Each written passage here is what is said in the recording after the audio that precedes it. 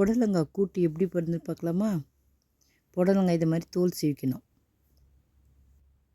2ஆக cut பண்ணி அது உள்ளே இருக்க விதையெல்லாம் எடுத்துகிட்டு இது மாதிரி க்ளீன் பண்ணி வச்சுக்கணும்.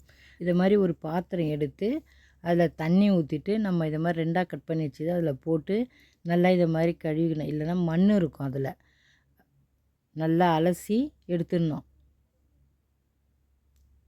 தண்ணியை இருத்துட்டு இது பாருங்க, இந்த மாதிரி பொடியாக அரிஞ்சிக்கணும். தக்காளி, வெங்காயம், பச்சை மிளகாய், கடலைப்பருப்பு எடுத்து தண்ணி ஊற்றி 10 நிமிஷம் நல்லா ஊற வச்சுருங்க.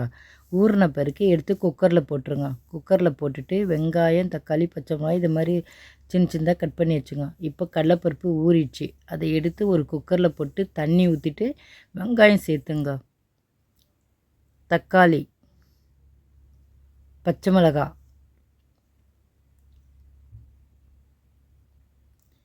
எல்லாத்தையும் சேர்த்துட்டு நம்ம அரிஞ்சு வச்ச புடலங்காய் எடுத்து அதுலேயும் சேர்த்துருங்க. தண்ணி பிழிஞ்சிட்டு சேர்த்துருங்க.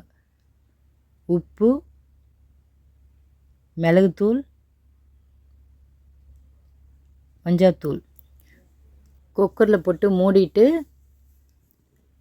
3 விசில் வந்தோடனே எடுத்துடுங்க. ஒரு விசில் வச்சுன்னா சிம்மில் வச்சுட்டு 3 விசில் வந்தோடனே இறக்கிடுங்க.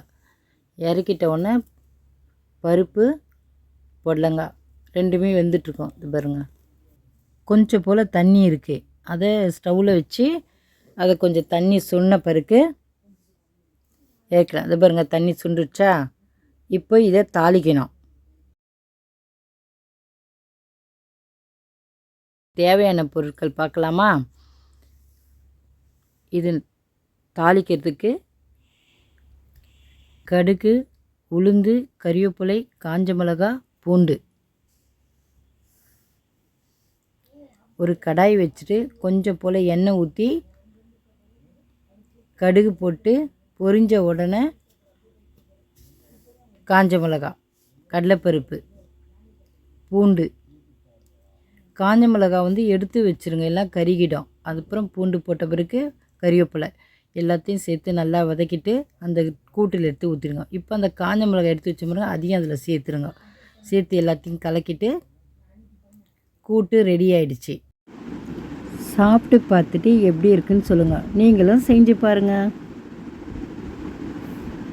லைக் பண்ணுங்கள், ஷேர் பண்ணுங்கள், மறக்காமல் நம்ம சேனலுக்கு சப்ஸ்கிரைப் பண்ணுங்கள். தேங்க்ஸ் ஃபார் வாட்சிங்.